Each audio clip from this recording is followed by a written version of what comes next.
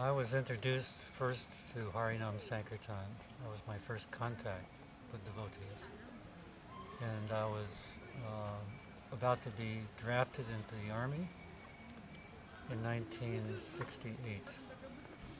I was downtown Los Angeles, and I had a note, as many people did during that time, that I was not fit for army service. And so I went into the induction center and then gave them that note, and they looked at my record. I was also in the Peace Corps at that time.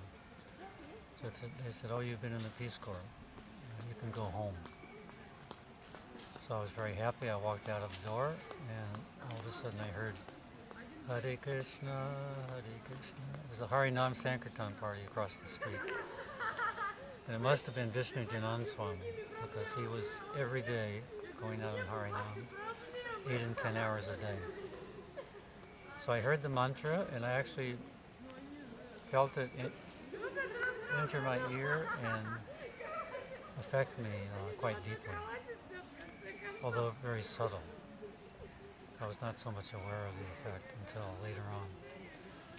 It took about a year and a half, and I got an assignment as a photographer to do a magazine article on the devotees.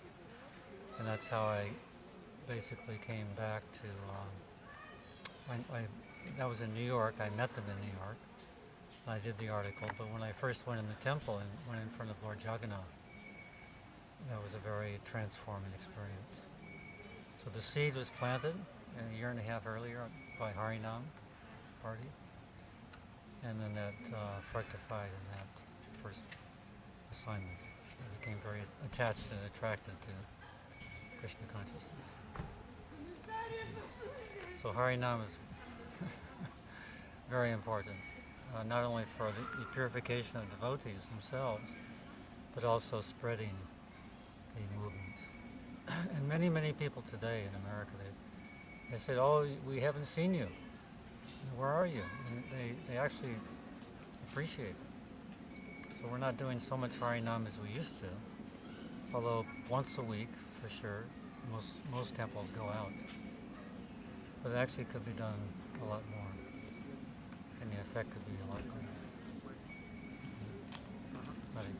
greater. Hare Krishna mantra is a prayer, and we should always remember that prayer when we're chanting, either japa or singing.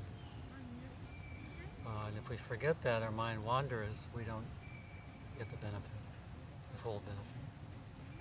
Benefit is always there, but it can be very small compared to the benefit of meditating on the meaning and the deep meaning of that prayer. Dear Lord, please accept me. That's the short form. Satyananda Swami mentioned that meaning. So we've been exiled from the spiritual world in a place where it's just causing a lot of difficulty for ourselves. And everybody is experiencing the difficulties of material life. So we need to focus on that prayer and beg for mercy that Krishna allows us to come back.